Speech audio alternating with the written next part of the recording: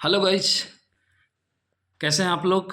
Welcome back to hello engineer platform. मुझे आशा है कि आप लोग ठीक होंगे और अपने जीवन में मस्त होंगे और आप अपना काम जो है सही तरीके से कर रहे होंगे। जैसा कि आप लोग जानते हो कि मेरा आरसीसी का लेक्चर चल रहा है, तो आज ये मेरा लेक्चर नंबर 11 है आरसीसी का। लास्ट लेक्चर में हमने स्ट्रेस स्ट्रेन डायग्राम का बात किया था, लिमिट स्टेट मेथड में। वो हमारा चैप्टर ख़त्म हो गया। आज मैं न्यू चैप्टर स्टार्ट कर रहा हूँ, chapter 3, singly reinforce section. Yes, RCC का सबसे मस्त और सबसे मतलब अच्छा जो चैप्टर है, नॉलेजेबल जो चैप्टर है, वो सिंगली रेनफोर्स सेक्शन है। अब सिंगली रेनफोर्स सेक्शन क्या है, इसके आगे हम बात करेंगे। सेक्शन है तो किसका, सेक्शन कहने का मतलब बीम का हो सकता है, स्लैब का हो सकता है, कॉलम का हो सकता है। तो हम लोग एनालिसिस जो करेंगे अभी एग्जाम्पल बीम का लेके चलेंगे। तो आप लोग को शायद सिंगली रेनफोर्स सेक्शन पता हो या आप लोग पढ़ रखे हो या जो भी हो। मैं भी एक बार मैं कोशिश कर रहा हूँ कि सिंगली रेनफोर्स सेक्शन को अच्छे से आप लोग को समझाऊँ। जो पढ़ रखे हैं कोई बात नहीं है, जिनका क्लियर है कोई बात नहीं, अगर जिनका थोड़ा भी डाउट है तो आज मैं सोच रहा हूँ कि ये अच्छा से क्लियर करूँ लोगों को। तो ठीक है गाइज, आप लोग का समय कीमती है, हम ज़्यादा टाइम ना लेते हुए आज का जो हमारा चैप्टर है सिंगली रेनफोर्स सेक्शन, बहुत ही इंटरेस्टिंग चैप्टर है। तो प्लीज़ गाइज ये पूरा वीडियो देखना। अगर गाइज आपने छोड़ दिया बीच में तो ये फिर अगर वीडियो आपने छोड़ के देखा और फिर आप इसका नेक्स्ट लेक्चर देखने जाओगे फ्रेंड, तो मैं भी कुछ नहीं समझ में आएगा। क्योंकि अगर सिंगली रेनफोर्स सेक्शन को आपको सच में अच्छा करना है तो आपको पूरा वीडियो देखना होगा। Okay guys, let's start our topic. Okay okay, अब आप देखो फ्रेंड, अब आप देखो हमने कुछ लिख रखा है। पहले जस्ट मैं सिंगली रेनफोर्स सेक्शन का बीम क्रॉस सेक्शन का जस्ट इंट्रोडक्शन दे रहा हूँ। इसमें मैं पूरा कवर नहीं कर पाऊंगा एक वीडियो में, तो मैं सिर्फ जो टर्म है अभी सिंगली रेनफोर्स सेक्शन में उसका ब्रीफ वेरिफिकेशन अभी कर देता हूँ। इससे आगे का नेक्स्ट वीडियो जब इसका सेकेंड आएगा वीडियो, तो उसमें मैं और करूँगा। जितना मैं इसमें कवर कर पाऊँगा उतना मैं कर लेता हूँ, और उसके बाद इसका सेकेंड वीडियो में अच्छे से पूरा हम लोग कर पाएंगे। ओके, तो जैसा कि आप देख रहे होगे कि मैं कुछ बना रखा हूँ, शायद पहले आप लोगों ने कहीं देखा हो, स्कूल में स्कूल नहीं, कॉलेज में देखा हो, या फिर कहीं आप कोचिंग में पढ़े हो या पढ़ रहे हो, या कहीं कॉलेज में गोइंग ऑन हो और आपका आरसीसी का लेक्चर चल रहा हो, तो आप लोग ये देखे होगे। ये कोई बड़ा बात है नहीं, क्रॉस सेक्शन आप देख रखे होगे। ये स्ट्रेन डायग्राम है और ये स्ट्रेस डायग्राम है, ये सारा शायद आप लोग देख रखे होगे। ओके, चलो एक एक करके हम जानेंगे। अच्छे से वीडियो को सिस्टमेटिक देखना फ्रेंड। अगर आप सिस्टमेटिक देखोगे तो मुझे नहीं लगता है कि आपका आरसीसी में जो ये सबसे अच्छा जो टॉपिक है सिंगली रेनफोर्स सेक्शन, इससे अच्छा टॉपिक मुझे आरसीसी में और कुछ नहीं लगा। तो आपको अगर अच्छा से समझना है फ्रेंड कि सिंगली रेनफोर्स सेक्शन होता क्या है, कैसे वर्केबल है, कैसे इसका डिजाइन है, इसमें क्या क्या टर्म है, तो आप लोग प्लीज़ वीडियो को स्किप मत करना, वीडियो को पूरा देखना। मैं 1 बाई 1 करके सारे चीज़ को मैं आप लोगों को क्लियर करूँगा।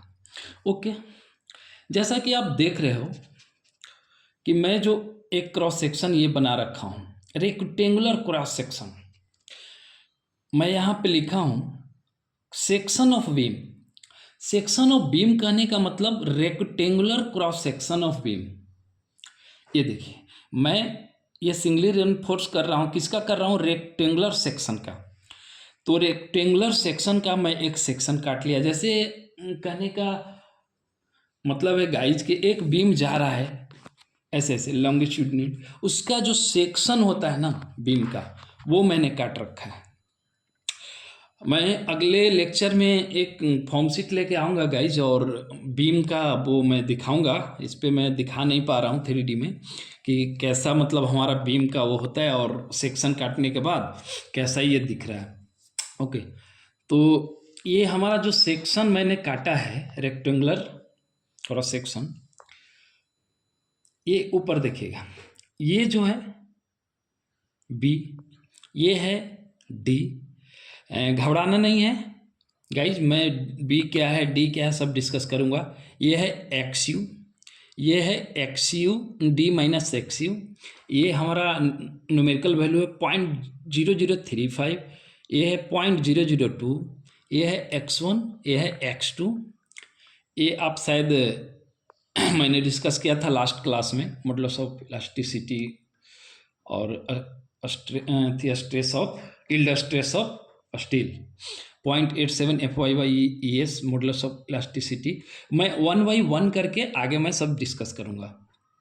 ये आप देख रहे हो x1 x2, ये सी क्या है, x बार क्या है, ये ST क्या है, ये सारे के सारे मैं आगे डिस्कस करूँगा।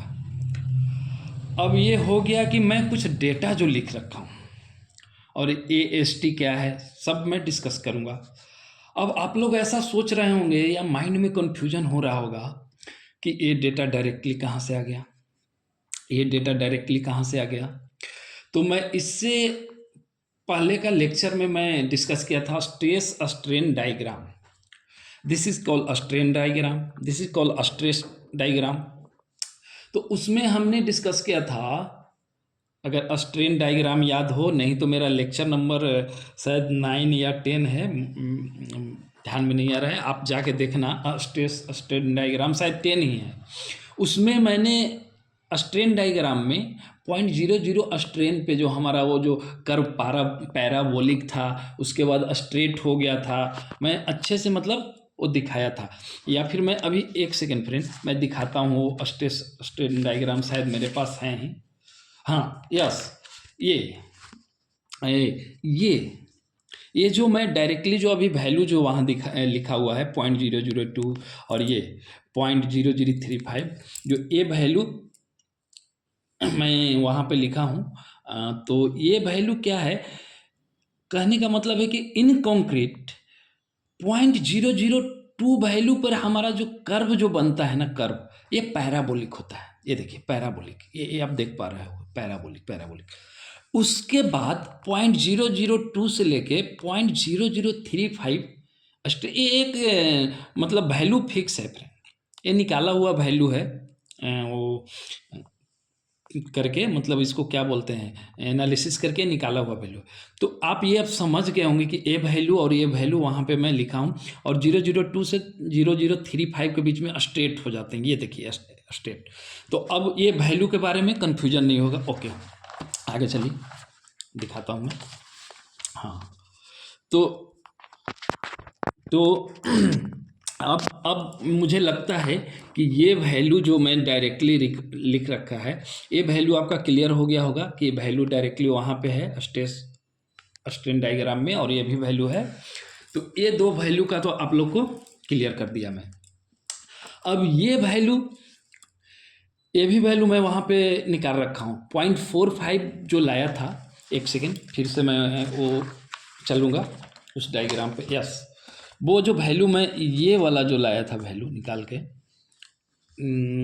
ये वैल्यू, हाँ मैंने बोला था इस पे बहुत ज़्यादा अच्छा लेक्चर दिया था। बोला था कि एक बार जब फैक्टर ऑफ सेफ्टी से डिवाइड करते हैं तो ये आते हैं, फिर दोबारा करते हैं तो ये आते हैं। तो ये जो वैल्यू है ना 0.45 FC के, वही वैल्यू मैं वहाँ उठा के यहाँ पे लिख रखा हूँ। यस देखिए एक सेकेंड, ये वैल्यू जो है 0.45 FCK, ये भी वैल्यू आप समझ गए कहाँ से आया है। अब हमारा कितना न्यूमेरिकल वैल्यू था, 1 2 3, ओके। अभी ये वैल्यू 0.36 यहाँ लिखा हूँ, यहाँ पे थोड़ा फ्रेंड वो जगह कम पड़ गया था तो मैं यहाँ पे लिख रखा हूँ फ्रेंड, ये C equal to 0.36 FCK BXU।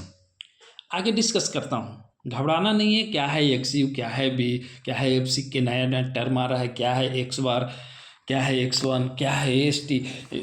आप पेशेंस के साथ इस वीडियो को देखते रहें, आप लोग का कोई भी कंफ्यूजन मैं छोड़ के जाने वाला नहीं हूँ, अच्छे से मैं डिस्कस करूँगा। अगर इस वीडियो में पूरा वीडियो देखने के बाद अगर आपको लगता है कि कोई ऐसा कंफ्यूजन रह गया जो कि मैं समझा नहीं पाया या फिर आप समझ नहीं पाए, तो उस कंफ्यूजन को आप मैसेज में लिख के, चैटिंग बॉक्स में लिख के आप मुझसे डिस्कस कर सकते हैं। ओके, तो अब हम आगे चलते हैं कि हमारा क्या क्या है, चूँकि हाँ, और एक और न्यूमेरिकल वैल्यू जो है 1 2 वो ये वैल्यू मैंने बताया था 0.87 FY कहाँ से आया, उसको भी एक बार मैं आपको जस्ट दिखा देता हूँ। मैं निकाल के लाया था, हाँ कहाँ पे, ये यील्ड स्ट्रेस ऑफ स्टील है, तो 1 डिवाइडेड बाई 1.15 जब करूँगा तो ये वैल्यू हमारा आ जाएगा 0.87 FY, जो कि मैं यहाँ डायरेक्टली फैक्टर ऑफ सेफ्टी से डिवाइड करके फ्रेंड 0.87 FY निकाल रखा हूँ। तो ये न्यूमेरिकल वैल्यू पता चल गया क्या है। ये वैल्यू है स्ट्रेन 0.002, और ये आया कहाँ से, मैं लास्ट लेक्चर का वो दिखा के आपको डिस्कस भी कर दिया कि 0.002 स्ट्रेन पे हमारा जो है पैराबोलिक रहता है कर्व, उसके बाद जो है बढ़ते जाता है और सेचुरेशन में जाता है और स्ट्रेट हो जाता है, और कहाँ तक स्ट्रेट रहता है, तो इस वैल्यू तक।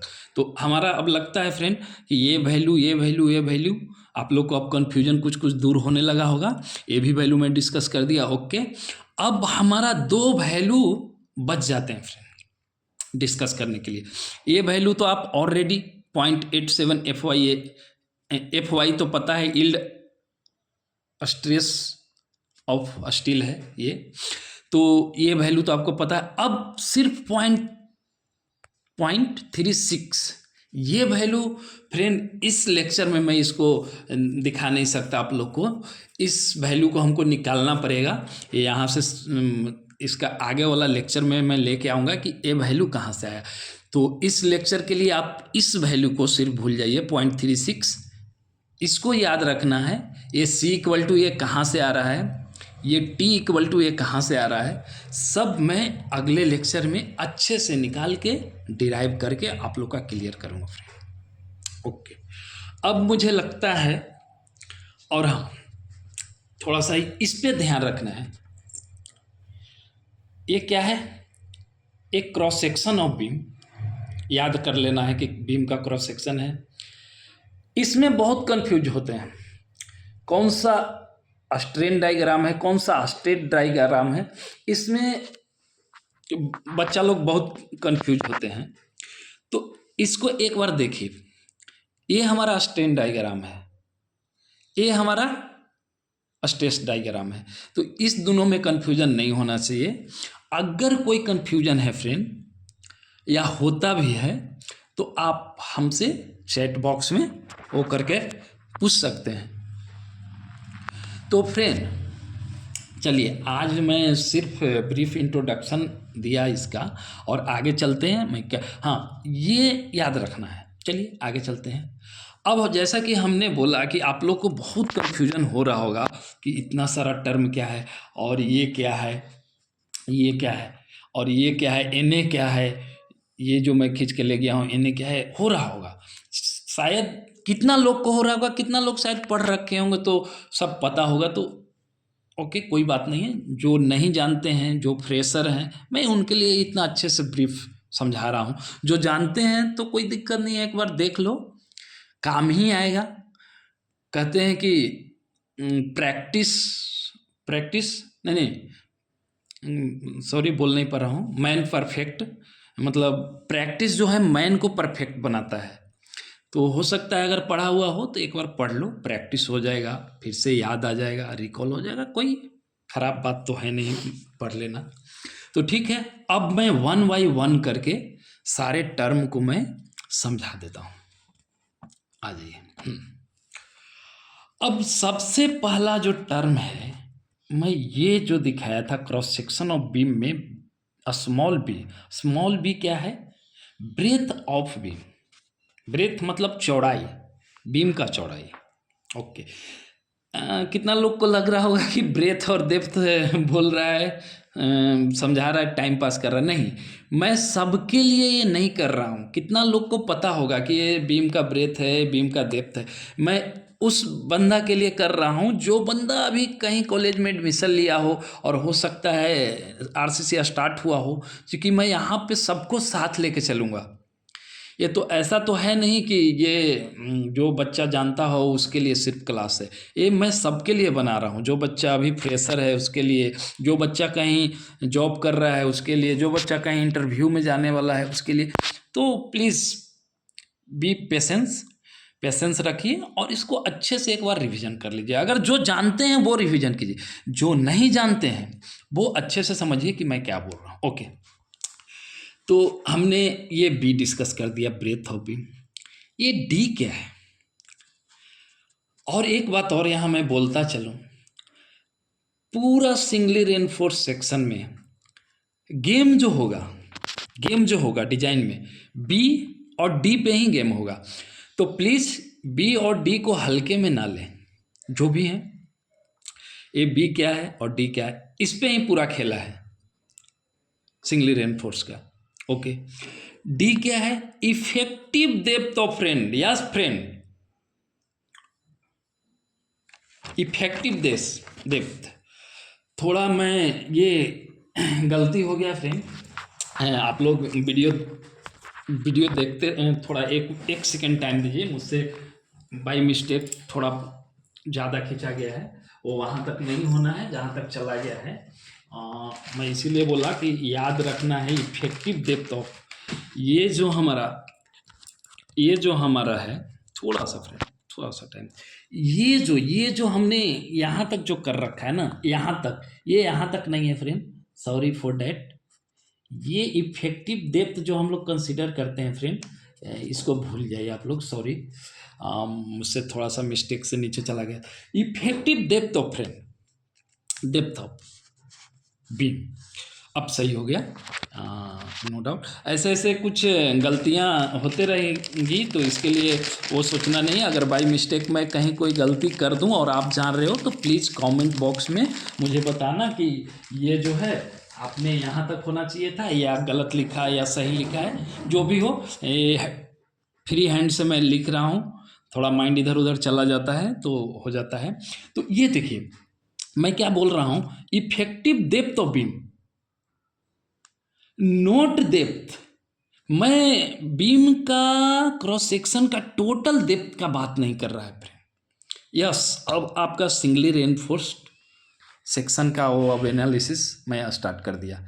तो यहाँ से फ्रेंड प्लीज़ सीरियस होके देखिए, कहीं कुछ नहीं छूटेगा और कहीं कुछ आपको जाने का ज़रूरत नहीं है। अगर आपने मेरा लेक्चर एक बार देख लिया ना, तो सिंगली रेनफोर्स सेक्शन से तो क्वेश्चन नहीं छूटना एग्जाम में। तो प्लीज़ देखिए, ये जो हमने जो डी किया है और अभी बोला कि डी पे ही खेला है, तो ये जो हमारा डी यहाँ से चल के ओनली कहाँ तक आएगा फ्रेंड? रेनफोर्समेंट लोकेशन तक। यस, दिस इज द मतलब मेन पॉइंट। दिस ये रेनफोर्समेंट है, स्टील है। तो हमारा इफेक्टिव डेप्थ जो कंसिडर करते हैं, depth top of cross section से लेके ये इफेक्टिव कहाँ तक करते हैं, ये रेनफोर्समेंट तक। तो ये हो गया effective depth of beam. Okay, अभी हमारा बीम का एक डेप्थ है कैपिटल डी, ठीक है, कैपिटल डी आप समझ लीजिए डेप्थ ऑफ बीम, और ये इफेक्टिव डेप्थ ऑफ बीम। अगले जो अगला लेक्चर लाऊंगा उसमें मैं डी भी इसमें वो करूंगा। अभी डी का ज़रूरत नहीं था बड़ा वाला, इसलिए मैं यहाँ पे डी नहीं दिखाया, अगला मैं दिखाऊंगा। ओके, तो ये तो आप दोनों समझ गए टर्म। अब एक टर्म आपको दिख रहा होगा टी, जो कि मैं यहाँ लिख रखा हूँ, इसको कहते हैं टेंसाइल फोर्स, जो कि इसका वैल्यू ये वैल्यू मैं आगे कैसे आया कहाँ से आया सब निकालेंगे। अभी जस्ट आप टर्म क्या है, आप टर्म से वो हो जाओ, उसके बाद सब कुछ एकदम A to Z singly reinforce section का एक भी पॉइंट आपका माइंड से बाहर नहीं जाएगा। बस आप खाली पेशेंस के साथ इस वीडियो को देखते रहें, और जो भी वीडियो आ रहा है वो सब देखते रहें। तो ठीक है, ये आपने देख लिया tensile force T equal to A S T. Yes, खेला तो ये तीन चीज पे ही होगा, बी डी और A S T. Where A S T is area of steel friend. Yes, इस चीज को याद रखना है, एरिया ऑफ स्टील। आगे क्या है, मैंने आगे क्या बनाया है, इधर से एक सेकेंड, हाँ आगे मैं लिखा हूं एक्स यू। एक्स यू क्या है, ये भी एक टर्म जो है, एक्स यू जो है मतलब बहुत ही इंपॉर्टेंट टर्म है। एक्स यू को मैं क्या लिखा हूं, डेप्थ ऑफ न्यूट्रल एक्सिस।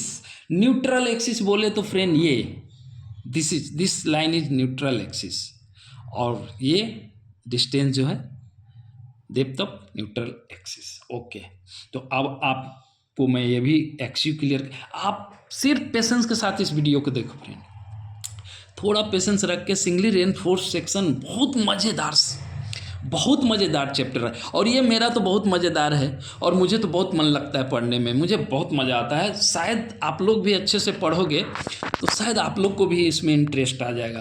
तो ठीक है, मैं इधर सब डिस्कस कर दिया। अब हमारा जो है बच रहा है कौन सा, ए एस टी मैं कर दिया, वो कर दिया। हाँ, एक आ गया आपका सी। तो सी क्या है, ये सी, जो सी का वैल्यू बाद में मैं नेक्स्ट उसमें देखूंगा जब वो डिराइव करूंगा। कंप्रेसिव फोर्स, ये दोनों टर्म याद रखिएगा, T equal to tensile force और C equal to compressive force. Okay, ये टर्म से तो आप वाकिफ हो friend. E S equal to modulus of elasticity of steel, जो कि मैं मतलब वो लास्ट क्लास में डिस्कस किया था। एफ वाई क्या है फ्रेंड, लिखना भूल गया, एफ वाई क्या है, ये एफ वाई लिखना भूल गया, चलो मैं बोल देता हूँ। F Y yield strength of steel. Yes, ये जो एफ वाई जो है यहाँ पे आया है, यहाँ पे एफ वाई आया है, मैं इसका लिखना भूल गया, ठीक है मैं अगला क्लास में लिख दूंगा। एफ वाई क्या है, yield strength of steel. Okay, तो करीब करीब जो टर्म है मैंने कवर कर लिया, और एक लास्ट मेरा टर्म बच गया, सिर्फ दो टर्म बच गया लास्ट में। एक ये भी लिखना मैं भूल गया, इसको हम न्यूट्रल एक्सिस बोलेंगे। N equal to neutral A equal to axis, तो ये न्यूट्रल एक्सिस हो गया। हो depth of neutral axis. Okay, और ये न्यूट्रल एक्सिस हो गया। और ये एक्स बार क्या है, ये इस पे ध्यान देना पड़ेगा। एक्स बार पे मैं नेक्स्ट जो लेक्चर लाऊंगा ना, उसमें थोड़ा अच्छे से एक्स बार को वो करूँगा। और ये x1 क्या है, x2 क्या है, ये सब आपको कन्फ्यूजन हो रहा होगा, x बार क्या है। तो x बार अभी के लिए आप सिर्फ इतना पढ़ लो, जान लो इसका टर्म, x बार का सिर्फ नाम जान लो क्या है, सेंटर ऑफ ग्रेविटी, CG बोलते हैं फ्रेंड। किसी भी सेक्शन का या किसी भी उसका सेंटर ऑफ ग्रेविटी होता है। तो ये CG equal to X bar equal to centre of gravity.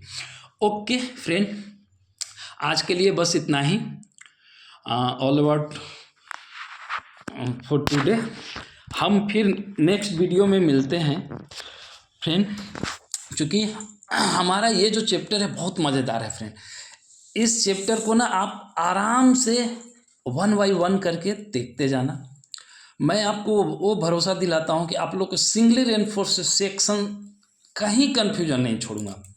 तो आज के लिए थैंक्स, फिर हम नेक्स्ट क्लास में मिलते हैं। ओके, नेक्स्ट लेक्चर में। Okay friend, bye. ओके।